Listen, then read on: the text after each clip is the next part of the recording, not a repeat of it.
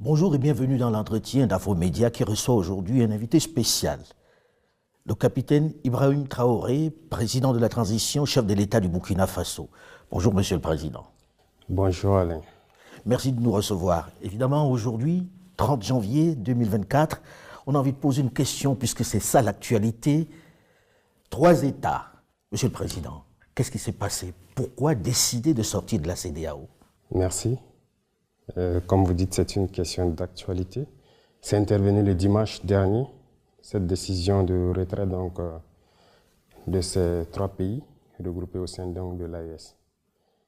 Ce n'est pas de gaieté de cœur que de tourner le dos à une organisation, mais c'est à l'issue d'une analyse profonde.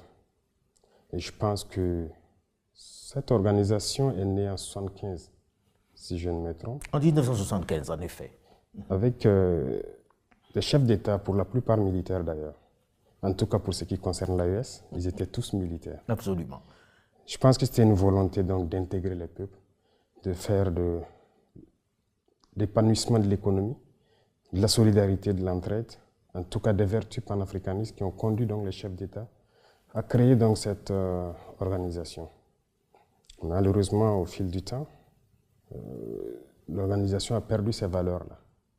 Et aujourd'hui, le constat est clair.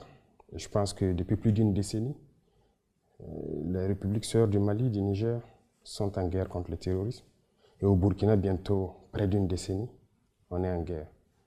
Cette organisation qui était censée donc créer l'entraide, la solidarité, nous n'avons jamais reçu d'aide venant de cette organisation. Aucun soldat, aucune logistique, aucune compassion. Mais, Monsieur le Président, on a envie de dire, on comprend que ces derniers temps, les relations ont été particulièrement difficiles, qu'avec ce qui s'est passé, les coups d'État qu'il y a eu dans ces différents États que vous venez de citer, le Mali, le Niger et le Burkina, vous ayez envie de partir. Et les gens se disent, est-ce que ce n'est pas en réaction au fait qu'ils n'acceptent pas que vous ayez perpétré des coups d'État, que vous partez et que vous vous dites, bon, mais puisqu'ils n'acceptent pas, on s'en va? Les coups d'État, on ne les fait pas parce qu'on le veut. C'est cette manière de voir les choses qu'il faut changer. Vous êtes d'accord avec moi que d'abord ces États en crise, pour faire un coup d'État et assumer ses responsabilités, c'est très lourd. Mais si on le fait, c'est parce que nous avons une envie d'amener nos peuples donc vers une certaine souveraineté, parce que nous connaissons l'origine de cette crise. Et je pense qu'on devrait être accompagné. Les gens sont fiers de citer à tant de millions de déplacés dans ces contrées-là. Mais qu'est-ce que vous faites pour les aider? Rien. Est-ce que vous avez le sentiment que c'est les militaires qui sont plus susceptibles de régler ces problèmes-là que les politiques, les civils? C'est votre sentiment? Tout le monde pourrait le faire. Mais comment l'expliquer que ce soit les militaires qui prennent la main et qui disent on ne veut plus de civils? Non, les militaires n'ont pas dit qu'on ne veut plus de civils. C'est par devoir de patriotisme. Lorsque la nation est en péril, à un moment donné, il faille prendre des décisions importantes. S'il se trouve que ce sont les militaires qui ont eu le courage de prendre ces décisions, eh bien, c'est ce qui est là. De toute façon, civils ou militaires, nous sommes tous les enfants de ce pays. Et quiconque est animé donc de ce sentiment de pouvoir libérer son pays, il pouvait le faire. Donc ce n'est pas une question de militaires. Ailleurs, des militaires ont réussi. Ici aussi, des militaires peuvent bien réussir.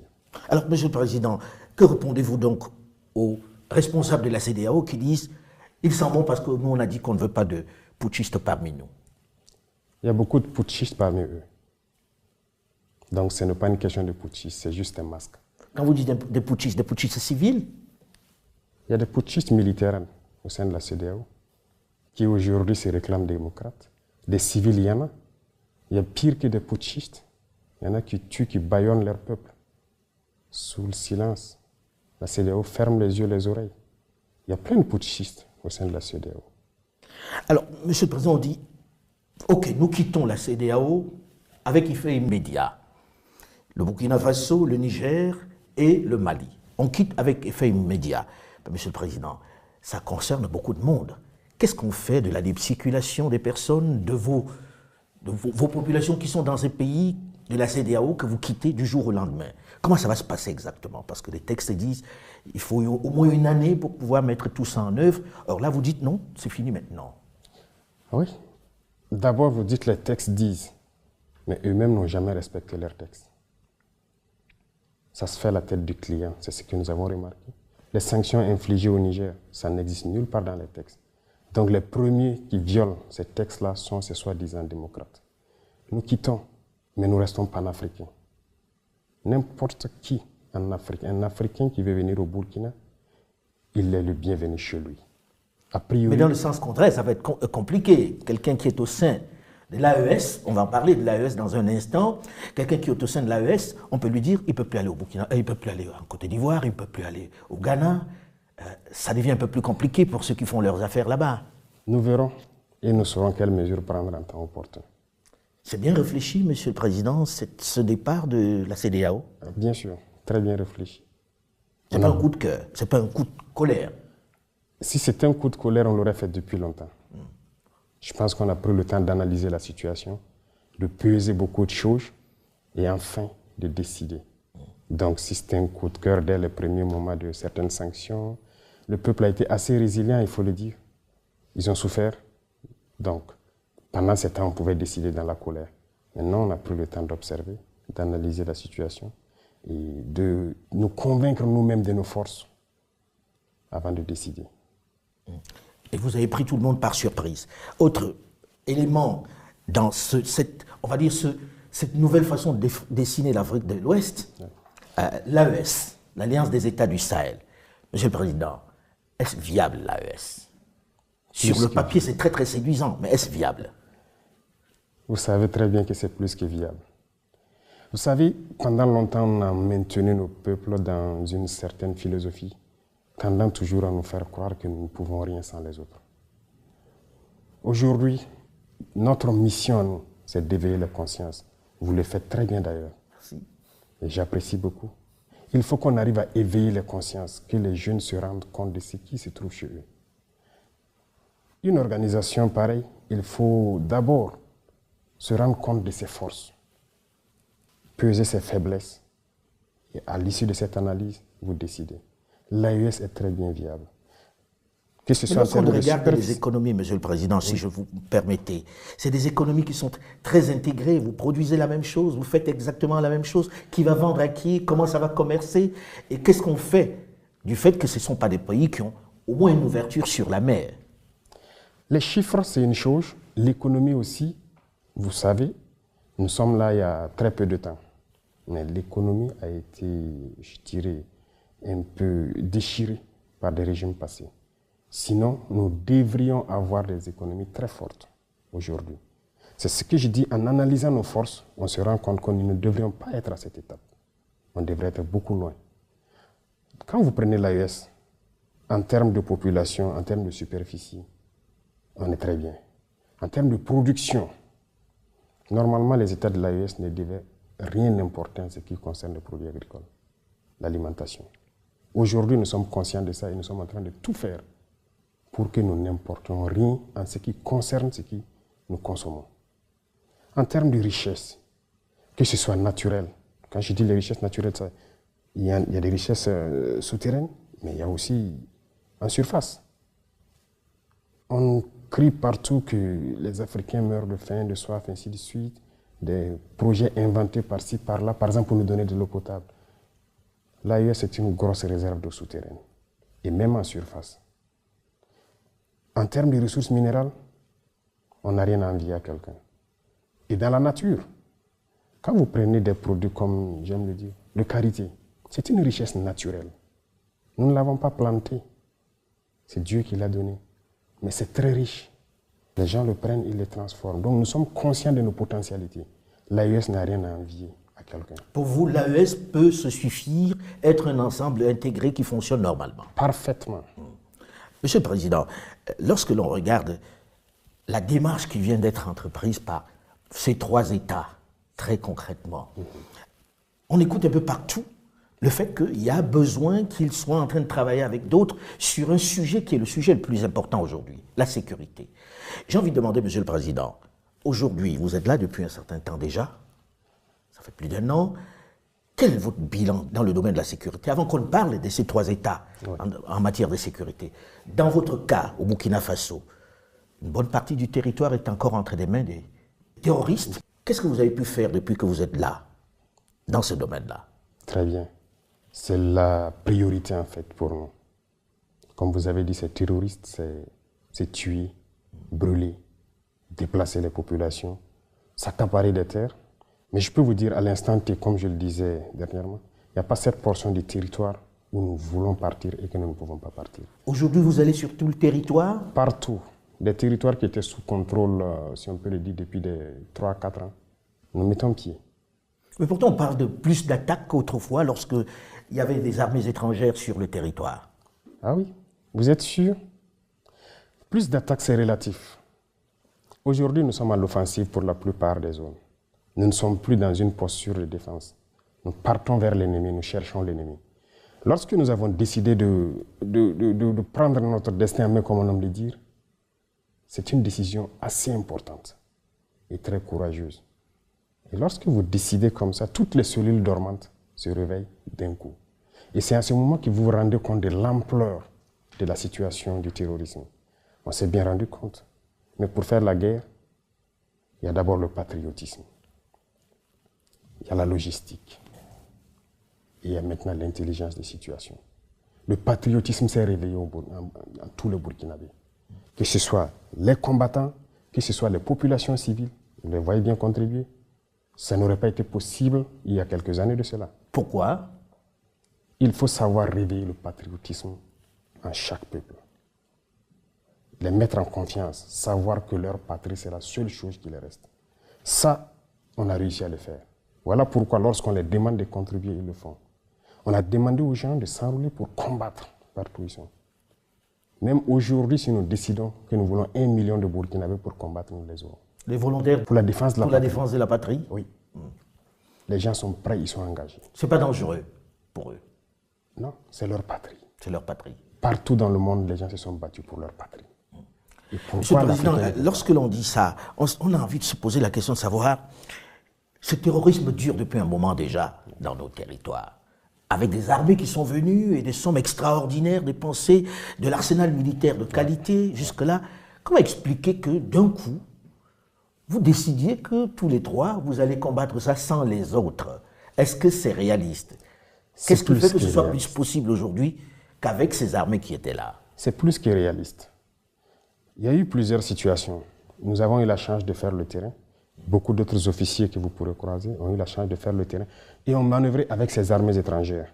Sur votre propre territoire, on vous fait des restrictions. Ils font ce qu'ils veulent. Ce qui est encore plus surprenant, imaginez, vous avez dit, avec toute la technologie qu'ils avaient, ils ont actuellement peut-être des satellites qui observent tout, ils avaient des drones, des hélicoptères, tout type d'appareils. Mais on ne voyait jamais les terroristes. Aujourd'hui, nous avons décidé de faire la guerre. Mais vous vous rendez compte? On les retrouve tous les jours et on les fouette. Donc, il y a un problème. Pour vous, il n'y avait pas une réelle volonté de les combattre alors? Aucune volonté de les combattre. S'ils le voulaient, ils pouvaient le faire. Les terroristes n'auraient jamais atteint ces niveaux. Alors aujourd'hui, on dit s'ils font des résultats, s'ils font quelques résultats, c'est parce qu'ils ont avec eux les Russes. Il y a eu Wagner, dont on a parlé.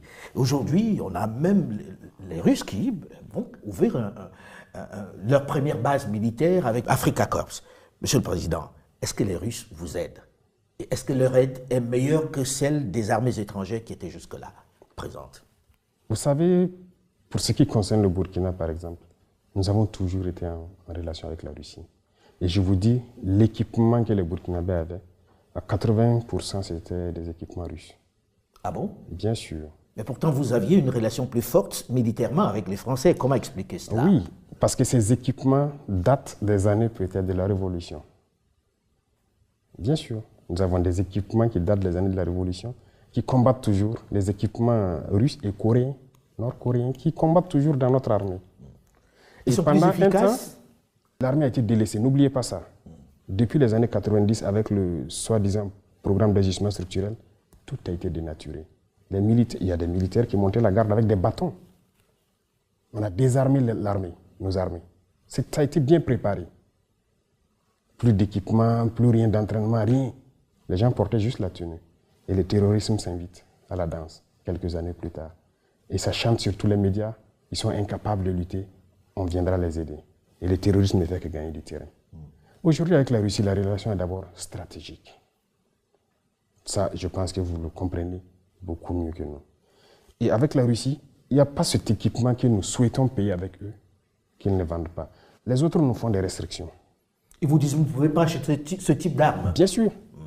Or, les Russes vous vendent tout ce que vous voulez. Tout ce qu'on veut. Jusqu'à l'instant T où je vous parle, on nous bloque des licences de certains avions. Il y a des armes, types d'armes qu'ils ne vont jamais nous vendre. Et comment on vous l'explique, ces restrictions? Ça vous, je pose la question, où est l'amitié? Qu'est-ce qu'ils veulent? Il y a beaucoup de pays, les Russes, les Chinois, les Turcs, les Coréens, ainsi de suite. Il n'y a aucune restriction. Avec l'Iran, tout ce qu'on veut, ils vont nous faire le point. Si on peut payer, on paye. Mais avec ces États qui étaient là, soi-disant nos amis, il y a des restrictions. Il y en a même qui sont arrivés à nous dire qu'ils ne peuvent rien nous vendre qui est létal. Ah oui? Oui. Donc vous faites la guerre, vous ne pouvez pas tuer celui qui est en oui, face de vous. Les terroristes, lui, nous tuent. Mais nous, on a peut-être le devoir de ramasser des cailloux, peut-être même le caillou est létal. Tout ce qui est létal, qu'ils ne nous vendent pas. Voilà leur principe. Alors aujourd'hui, avec la Russie, qu'est-ce qu'ils prennent en retour? On sait bien qu'il n'existe pas d'amitié entre les États. C'est toujours des intérêts. Chacun vient pour ses intérêts. Alors aujourd'hui, il y a la peur d'un certain nombre de personnes de voir qu'on a changé un maître pour un autre. Or, je vous connais un tout petit peu pour savoir que vous n'êtes pas dans le remplacement d'un maître par un autre. Que vous donnez-vous aux Russes très concrètement pour qu'ils soient là? Est-ce qu'ils prennent des minerais? Comment vous les payez? Est-ce que vous êtes en train de vendre une portion du territoire? C'est quoi le deal? Si c'était ça le deal, de quitter vraiment un maître pour un autre, on préfère mourir. Parce que quand on dit la patrie ou la mort, ça a tout son sens. Non, ce n'est que du média mensonge encore. Et malheureusement, on avait même vu des chefs d'État qui sont tombés dedans, qui sont allés raconter du mensonge, soi-disant qu'on a donné des mines à des Russes, à notre partie sud. Archi faux. Il n'y a rien de donné aux Russes. Archi faux. Même pas une mine. Pourquoi donner? Si les Russes veulent une mine, on a le code minier. Ils viennent s'intégrer dedans. On leur donne le permis, ils payent les impôts et ils font tout ce qu'ils doivent faire comme les autres. Mais avec quoi vous payez alors les Russes? Ils ne viennent pas pour vos beaux yeux. Ah oui, avec quoi on les paye? D'abord, les Russes sont arrivés quand au Burkina, c'est la dernière fois que des instructeurs sont venus parce qu'ils doivent venir instruire les militaires sur des équipements. Et c'est avec tous les pays d'ailleurs. Ce n'est pas les Russes seulement. Quand on signe un contrat pour acquérir un équipement, on signe le contrat avec la formation. Il y a plein de Turcs ici. Pourquoi ils n'en parlent pas? Qui, eux, sont spécialisés dans les drones, plutôt. On a payé des drones avec la Turquie, avec un contrat d'assistance. Il y a plus d'un an. Tout le temps que nous sommes là, il y a des Turcs qui sont là. Pourquoi on n'en parle pas? Ils sont là, ils nous appuient. Ils ont formé nos équipages en Turquie. Ils viennent ici, ils les assistent. Et ils continuent de les former dans le pilotage, la maintenance et tout. Et on a le contrat sur un temps donné. Lorsque nos hommes seront bien drillés, ils vont partir. Les Chinois, ils sont là. Les équipements qu'on paye de la Chine, ils sont là aussi pour former à la manipulation donc, de ces équipements-là. C'est ça la réalité. Mais donc, sur le terrain, ils sont sur le terrain ou pas, les Russes? Sur le terrain pour combattre? Non. Il n'y a aucun Russe sur le terrain pour combattre. C'est des choses développées en fait, dans la tête des gens. Mais s'il y a besoin, ils viendront sur le terrain combattre. Ça, je peux vous assurer. S'il y a le besoin... Vous ne vous l'interdisez pas? Non. Sauf que pour l'instant, ils ne sont pas sur le terrain. Non, pour l'instant, on se bat seul. Ils nous appuient en termes de formation sur la logistique, formation tactique et tout. Ils nous appuient sur ce volet. Alors, j'avais posé la question, avant qu'on ne fasse une digression, sur votre bilan aujourd'hui sécuritaire. Parce qu'on a vu quelques mouvements de certaines populations qui s'impatientent un peu. Et puis, comme vous l'avez dit, le peuple est très résilient, mais à un moment donné, ça suffit. Alors, qu'est-ce que vous avez fait de façon à ce que les Burkinabés puissent dire le président Traoré est arrivé et il nous a réglé tel ou tel problème en interne? Ça, nous on ne parle pas. Et j'ai bien dit même à certains ministres de la communication et autres, je ne veux pas que nous parlons trop de notre reconquête. Laissez les villageois parler eux-mêmes. Il y a plusieurs villages qui ont été réinstallés, des écoles qui ont ouvert dans plusieurs zones.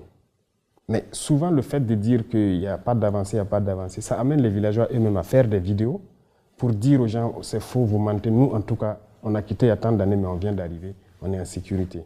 C'est dernièrement qu'il y a eu quelques reportages pour vraiment confirmer que les gens auraient pu... Il y a des déplacés qui sont rentrés chez eux. Qui même vendent aujourd'hui leurs activités de produits maraîchers sur le marché. Ça veut dire qu'ils sont rentrés il y a plusieurs mois, ils ont eu le temps de cultiver, ils ont fait des écoles ont ouvert. Parce que vous êtes passé à l'offensive ou parce que les VDP? L'offensive, c'est avec les VDP, bien sûr. Vous savez, je parlais tout de suite de patriotisme et de logistique. C'est le deuxième volet qui nous faisait défaillance. Mais écoutez, quand vous prenez par exemple l'attaque de Djibo en novembre dernier. Absolument. Dès qu'il y a eu l'attaque, il y a eu la riposte des éléments à Djibo et les vecteurs aériens. Dès le lendemain, des bataillons d'intervention rapide ont fait mouvement vers Djibo. Avec le ravitaillement, et on continue et on marchait sur la base de Baraboulé.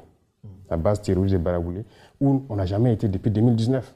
C'est à partir d'où ils préparent toutes les attaques, qui sont à Baraboulé, Bourou, jusqu'à la frontière à Pétékoli, ils ont marché sur les bases terroristes. S'il n'y avait pas de logistique, c'est impossible. On allait s'asseoir, planifier l'opération. On prend déjà un mois, plus d'un mois. Chercher à rassembler la logistique et les hommes. C'est comme ça que ça se passait. Et pour rassembler la logistique, je vous fais une confidence. Il est arrivé des moments, lors de certaines opérations ici, qu'on aille emprunter des armes avec des pays voisins, venir faire l'opération, nettoyer et aller remettre. Mais aujourd'hui, tout ça, ça fait qu'on a une très mauvaise image de nous. Aujourd'hui, dès qu'il y a une attaque, on a dit aux bataillons d'intervention rapide, vous bougez. Parce qu'ils sont entièrement équipés, prêts au combat. On n'a pas un petit délai à perdre. Et immédiatement, ils décollent et ils foncent au combat. C'est comme ça que ça se passe maintenant. Et on a plusieurs bataillons qui sont équipés, qui sont positionnés un peu partout dans le pays. Et c'est ça aussi, la montée en puissance en termes logistiques et tactiques. Ça, Monsieur le Président, quand on voit tout ça, avec toute la logistique dont vous parlez, avec les Russes que l'on fait venir pour former, comme vous l'avez dit, vos troupes à vous, ça fait beaucoup d'argent. Est-ce que l'économie burkinabé peut tenir longtemps avec ça? Très bonne question. Ça fait beaucoup d'argent. Voilà pourquoi je dis que nos pays ne sont pas pauvres. Il y a eu la malgouvernance. Il y a le vol, le pillage de nos ressources. C'est de ça qu'il s'agit. Je prends un exemple. Aujourd'hui, il y a le fonds de soutien patriotique. Les populations contribuent. Et on entretient en grande majorité donc les volontaires pour la défense de la patrie avec. Mais et le reste de l'armée qu'on est en train d'équiper? Tous ces moyens qu'on est en train d'acquérir. C'est là, c'est la gouvernance, les finances. Il y a des ressources, on a des potentialités. Mais si c'est mal géré, on était libre. Pour vous, les pays ont de quoi tenir en produisant et en faisant juste Comment est-ce une bonne gouvernance? On arrive à acquérir le matériel? Ce n'est pas pour nos beaux yeux, comme vous dites, qu'on nous donne. On paye. Mais c'est la gestion. Il y a des situations où on arrive à gérer parce que dans tous les départements, tous les secteurs ministériels, chacun fait de son mieux pour rationaliser. Et quand on dit rationaliser, c'est quoi? Vous savez, il y a cette habitude de corruption au haut niveau, de surfacturation, parce que lorsque quelqu'un fait les élections, surtout en Afrique ici, c'est comme une entreprise. On va les financer. C'est l'habitude ici. Ils distribuent des billets pour qu'on les vote. C'est un investissement. Et dès qu'il arrive, il est obligé de payer pour rentabiliser, pour rembourser. Il n'y a pas ça avec nous. On n'a pas de compte à l'extérieur. On n'a rien. On n'en veut pas. Tout est orienté vers la guerre. Si vous prenez le domaine du pétrole, vous savez que l'État subventionne le pétrole, les produits pétroliers, l'essence, le gasoil, pour que les Burkinabés payent ça moins cher. En 2022, par exemple, les subventions étaient autour de 400, presque 500 milliards. 400 et quelques, que l'État paye. 500 milliards de francs CFA. En 2023, on est à moins de 100 milliards de subventions. C'est-à-dire, vous avez fait une économie de 400 milliards de subventions. Comment vous expliquez ça? On était libres, nous aussi, lorsque les gens font leurs propositions, de dire à la société, la Sonabi, OK, telle personne va faire une proposition à tel prix, mais vous prenez à tel prix et les ressources, vous nous donnez. On part ouvrir nos comptes offshore et on met dedans.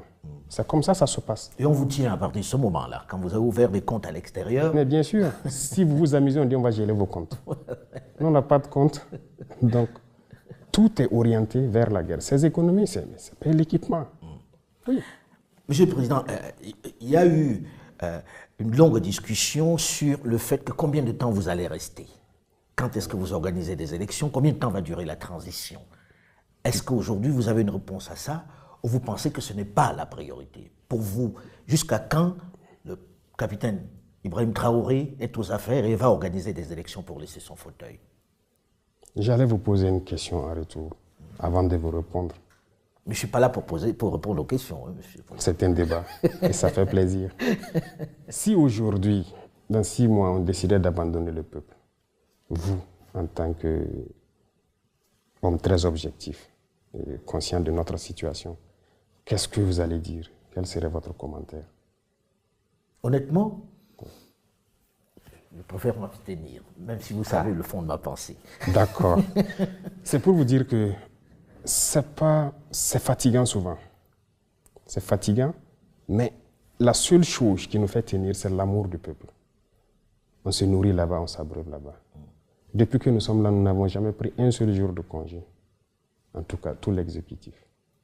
Et vous imaginez quand vous dites ça, les hommes politiques se disent, nous c'est notre métier, puisqu'il y en a qui en ont fait leur métier, on a envie de revenir à la démocratie, on a envie de revenir au Parlement avec des gens qui sont élus, on veut faire parler le peuple. Qu'est-ce que vous leur dites? Qu'on va rester comme ça ou bien qu'on va mettre sur pied un modèle nouveau qui va permettre peut-être de remettre tout sur les rails? Leur métier, ils ont appris où ce métier? Nous ne voulons pas que les gens apprennent ce métier d'ailleurs et venir l'appliquer ici. Nous voulons créer un modèle. Parce que la manière de faire les choses ici, ce n'est pas la bonne manière. C'est comme je vous dis. D'abord, il y a beaucoup d'accords que vous voyez que nous sommes en train de dénoncer. Et beaucoup d'autres sont à venir. Ah oui, la révolution sur ce volet n'a pas commencé d'abord. C'est pourquoi j'ai dit que nos économies vont très bien se comporter. Les gens signent des accords pour leurs propres intérêts, comme je dis, c'est des investissements. Malheureusement, les chefs d'État africains, ceux-là qui se mettent dans ces girons de métiers, de politique, là, n'ont pas compris toujours. Je pense que les faits d'antan devaient les donner beaucoup de leçons, telles que les Bokassa et autres. Ils continuent de piller les ressources de leur pays, aller investir chez eux. Comment est-ce qu'on peut donner... Je ne sais pas comment je vais expliquer. C'est inconcevable. Mais pour vous, Monsieur le Président, aujourd'hui, il n'est pas question de parler d'organisation d'élections, de fin de transition? Ah oui, on va organiser les élections comment à l'instant T? Donc il faut remettre tout à plat. D'abord non, hormis le système qui est en place, qu'il faut revoir, les élections, ça concerne tout le Burkina Faso. Vous pensez qu'ils sont prêts aujourd'hui à aller à Solé, aller à Falanguntu pour faire les campagnes? Mais c'est des Burkinabés, ils doivent voter.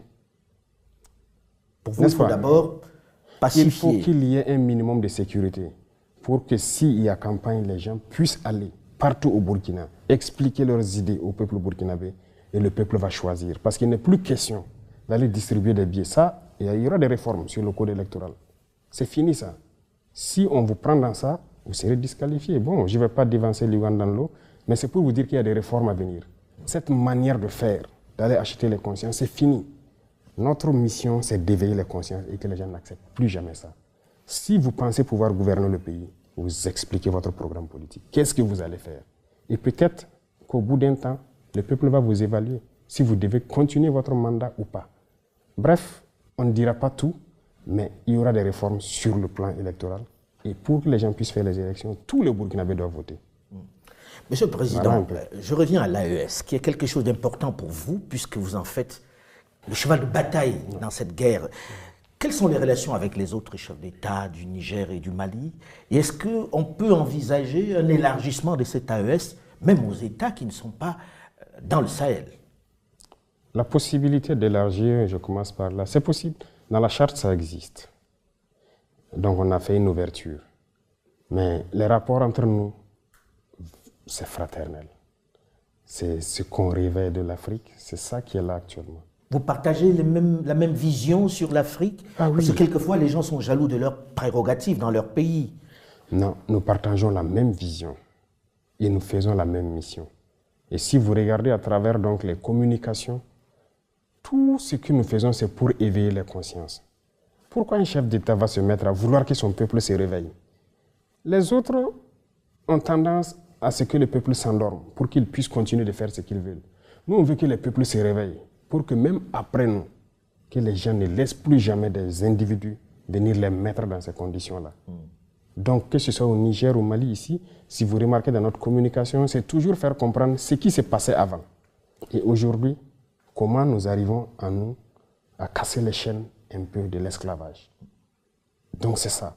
Il faut qu'on arrive à faire en sorte que tout le monde brise les chaînes de l'esclavage. Et c'est ça notre communication. Et c'est très important. Ça, c'est une vision. Deuxièmement, ce qui concerne notre autodétermination à nous autosuffire sur le plan alimentaire, il y a beaucoup de choses qui sont développées dans nos régions. Par exemple, quand on prend des cultures comme le blé, d'ailleurs, quand on disait que ça ne peut pas se faire dans nos contrées, nous, on le fait aujourd'hui à grande échelle. Au Mali, ils le font à grande échelle. Le Niger, ils sont en cours. Il y a beaucoup d'autres spéculations qu'on est en train d'expérimenter. Le message, c'est de faire comprendre à nos populations que nous n'avons pas besoin d'importer. On peut tout produire pour nous ici et même exporter. Produire et exporter à l'intérieur de l'AES. Est-ce qu'aujourd'hui, Monsieur le Président, vous n'avez pas peur pour vous-même? Peur? Nous avons vécu la période de Thomas Sankara, oui, qui est un peu votre modèle, puisque beaucoup vous comparent à lui par vos idées, par votre manière de vous comporter, par vos choix. Oui. On sait comment ça s'est terminé. Oui, vous avez raison, et c'est la question que tout le monde se pose, et c'est la phobie du peuple burkinabé en fait. Lorsqu'ils pensent à ça, ils ont toujours peur pour moi. Pour ma personne, je n'ai pas peur. La peur, nous ne la connaissons pas. Nous avons fait face à la mort plusieurs fois. On l'a côtoyé. Nous ne savons pas. Dieu a fait que nous soyons vivants. On rend grâce à Dieu. Donc la peur, on ne la connaît pas. Mais on a analysé le passé. Sur certains volets, peut-être que le président Thomas Sankara a fait des erreurs. Lorsqu'il a dit, par exemple, laisser les amis trahir l'amitié, ce n'est pas à nous de trahir l'amitié. Je pense que cette phrase l'a emporté. Pour vous, il aurait dû être à l'offensive. Nous n'allons plus commettre les mêmes erreurs. Ça, c'est sûr. Et l'impérialisme, comme il a dit, est un très mauvais élève. Lorsqu'il est cherché, il revient avec les mêmes méthodes. Nous suivons. Donc nous ne laisserons pas les mêmes erreurs se reproduire. Aujourd'hui, Monsieur le Président, quelles sont vos relations avec la France et avec l'Union européenne? Nous n'avons pas de relations particulières. Moi, je dis, les relations internationales sont ce qu'elles sont. Ça se passe comme ça doit se passer, si je peux dire. Il n'y a rien de méchant. De toute façon, le Burkina est en train d'affirmer sa souveraineté. Tout pays ou toute organisation qui respecte cela, nous sommes en bonne relation. Mais lorsque vous ne voulez pas, c'est là que vous voulez nous dicter ce que nous devons faire. Mais vous vous parlez quand même, non? Bien sûr. On se parle. L'Union européenne, dernièrement, on a reçu le nouvel ambassadeur. Je sais que vous avez suivi. Il est là, il travaille, il n'y a pas de problème. L'ambassade française aussi est toujours là. Ils continuent leurs activités. Et les Américains? Ils sont là. Donc il n'y a pas de souci de ce côté, la coopération continue, mais tant qu'on va respecter notre ligne idéologique, tant qu'on va respecter notre souveraineté, tant qu'on va respecter le fait qu'on veuille briser nos chaînes et être indépendant. Alors ça me donne l'occasion de terminer là-dessus. On sait que la CEDEAO n'est pas d'accord sur la sortie. En se disant, bon, pour nous, on a encore appris, je sais que la lettre leur a été adressée, est-ce que vous acceptez encore la négociation? Est-ce que c'est envisageable que demain, vous vous dites, bon, ok, on a compris, on revient, si vous revenez à des meilleurs sentiments? Ou bien c'est terminé, on n'en parlera plus jamais? Il ne faut pas commettre certaines erreurs, je viens de vous le dire. Notre itinéraire, c'est un chemin de non-retour. Tout ce que nous faisons, lorsqu'on va décider c'est-à-dire les chaînes que nous sommes en train de briser, c'est pour toujours. Donc plus jamais de CEDEAO? Non, c'est fini. Si on entre là-dedans, et c'est ma dernière question, si on entre là-dedans, ça veut dire aussi que dans quelque temps, vous allez vous attaquer à la monnaie, qui est le CFA. Probablement. Laissez venir les choses. C'est presque inéluctable, non, Monsieur le Président? Vous savez, dans tout ce que nous faisons, ça vous a surpris, n'est-ce pas? Des choses vont peut-être vous surprendre encore.